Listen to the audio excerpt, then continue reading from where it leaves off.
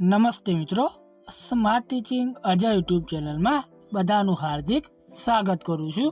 આજે FCI recruitment 2025 આવી ગઈ છે।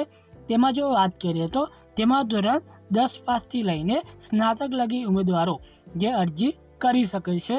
આમાં પગાર ધોરણની વાત કરીએ તો પગાર એમાં પોસ્ટ પ્રમાણે અલગ અલગ મળવાપાત્ર રહેશે। જેમાં અરજી શરૂ થયાની તારીખની વાત કરીએ તો ફેબ્રુઆરી 2025માં અરજી કરવાની શરૂઆત થઈ જશે।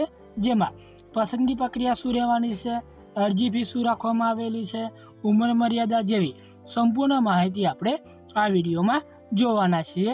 જો તમે આ ચેનલ પર નવા હોય તો આ ચેનલને સબસ્ક્રાઈબ કરી દેવાની છે અને વિડીયોના અંત સુધી તમારે જોડાઈ રહેવાનું છે। તો વિડીયોની શરૂઆત કરીએ। જેમાં ફૂડ કોર્પોરેશન ઓફ ઇન્ડિયા એટલે કે એફસીઆઈમાં વિવિધ જગ્યાઓ પર અપેક્ષિત 30,000થી પણ વધુ જગ્યાઓ પર ભરતી માટે એફસીઆઈ ભરતી 2025 યોજવા માટે તૈયાર છે। જેમાં સત્તાવાર સૂચના 20 ફેબ્રુઆરી 2025ના રોજ બહાર પાડવામાં આવશે। જેમાં અરજી પ્રક્રિયા 1 માર્ચ 2025થી શરૂ થઈ જશે અને 31 માર્ચ 2025ના રોજ સમાપ્ત થશે। પસંદગી પ્રક્રિયા મેરિટ આધારિત હશે, જે લેખિત પરીક્ષા દ્વારા લેવામાં આવશે। જેમાં પસંદ કરેલા ઉમેદવારો માટે મૂળ પગાર દર મહિને ₹28,200 હશે। નોકરીના સ્થળો સમગ્ર ભારતમાં હશે અને રસ ધરાવતા અરજદારો વધુ વિગતો શોધી શકે છે અને સત્તાવાર જે વેબસાઇટ છે તેના દ્વારા ઓનલાઈન અરજી કરી શકે છે। જેમાં સંસ્થા કઈ રહેવાની છે તો ફૂડ કોર્પોરેશન ઓફ ઇન્ડિયા એટલે કે એફસીઆઈ એ સંસ્થા રહેવાની છે। કુલ ખાલી જગ્યાઓની વાત કરીએ તો 30,000થી પણ વધુ જગ્યાઓ અપેક્ષિત આવવાની રહેશે।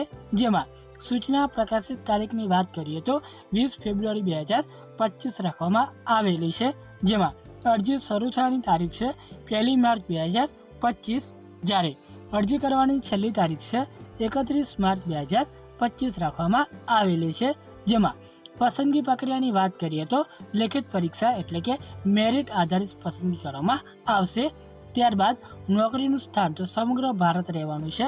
જેમાં પગાર વિગતોની વાત કરીએ તો તેમાં ₹28,200 પ્રતિ માસ મૂળભૂત પગાર તમને મળવાપાત્ર રહેશે। ત્યારબાદ આપણે શૈક્ષણિક લાયકાતની વાત કરીએ તો પોસ્ટ પ્રમાણે એટલે કે મેનેજર, જેમાં માન્ય યુનિવર્સિટીમાંથી સંબંધિત વિષયમાં સ્નાતકની અને અનુસ્નાતકની ડિગ્રી હોવી જોઈએ। ત્યારબાદ જુનિયર એન્જિનિયરની વાત કરીએ તો એન્જિનિયરિંગમાં ડિપ્લોમા ડિગ્રી તમારી પાસે હોવી જોઈએ। ત્યારબાદ સ્ટેનોગ્રાફરની વાત કરીએ તો તેમાં ટાઈપિંગ કુશળતા સાથે 12મું પાસ કરેલું હોવું જોઈએ।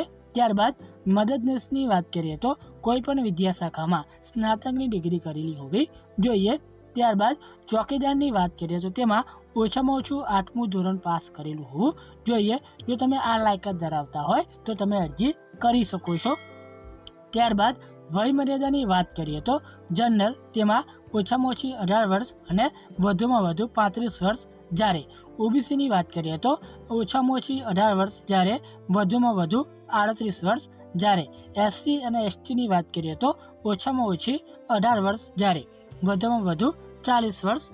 જેમાં આપણે જે ઉંમર છે એમાં છૂટછાટની વાત કરવા જઈએ તો એસસી એસટી માટે 5 વર્ષ, જ્યારે ઓબીસી માટે 3 વર્ષ। ત્યારબાદ પીડબ્લ્યુ માટે 10 વર્ષ, પછી પીડબ્લ્યુ ઓબીસી માટે 13 વર્ષ, પીડબ્લ્યુ એસસી એસટી માટે 15 વર્ષ। ભૂતપૂર્વ સૈનિકો માટે સરકારીના નિયમો મુજબ છૂટછાટ મળવાપાત્ર રહેશે।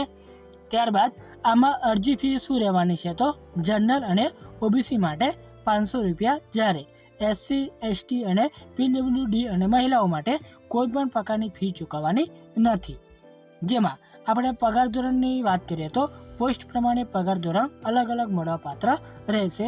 જેમાં મેનેજરની વાત કરીએ તો એમાં ₹40,000થી ₹1,40,000 સુધી તમને મળવાપાત્ર રહેશે। ત્યારબાદ જુનિયર એન્જિનિયરની વાત કરીએ તો તેમાં ₹28,200થી ₹79,200 લગી તમને મળવાપાત્ર રહેશે।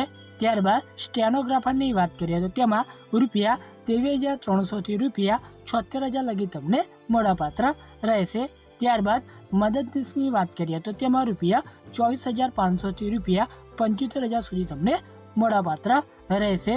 ત્યારબાદ ચોકીદારની વાત કરીએ તો એમાં રૂપિયા 18,000 થી રૂપિયા 56,900 લગી તમને મળવાપાત્ર રહેશે. આમ પોસ્ટ પ્રમાણે અલગ અલગ પગાર તમને મળવાપાત્ર રહેશે. ત્યારબાદ જરૂરી દસ્તાવેજોની વાત કરીએ તો 10મું 12મું અને ગ્રેજ્યુએટની માર્કશીટ, ત્યારબાદ આધાર કાર્ડ, મતદાર આઈડી, પાન કાર્ડ, ઓળખ ચકાસણી માટે જોઈશે.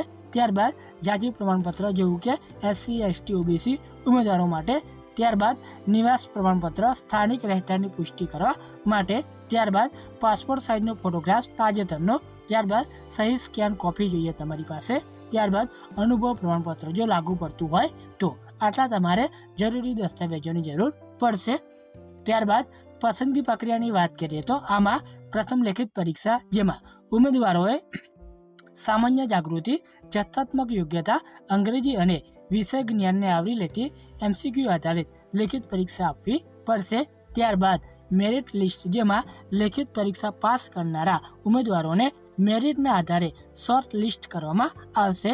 ત્યારબાદ દસ્તાવેજ ચકાસણી, જેમાં શોર્ટ લિસ્ટ થયેલા ઉમેદવારોને દસ્તાવેજ ચકાસણી માટે બોલાવવામાં આવશે. અંતિમ પસંદગીની વાત કરીએ તો જેમાં ચકાસણી પ્રક્રિયા સફળતાપૂર્વક પૂર્ણ કરનારા ઉમેદવારોને સંબંધિત જગ્યાઓ માટે નિયુક્ત કરવામાં આવશે. જો તમને આ માહિતી ઉપયોગી થઈ હોય તો આ ચેનલને સબસ્ક્રાઇબ કરી દેવાની છે, વિડીયોને લાઇક શેર કરી દેવાનું છે, કેમ કે દરેક નોટિફિકેશન આપણે લાવતા હોઈએ છીએ. તો રજા લઈએ. જય હિન્દ, જય ભારત.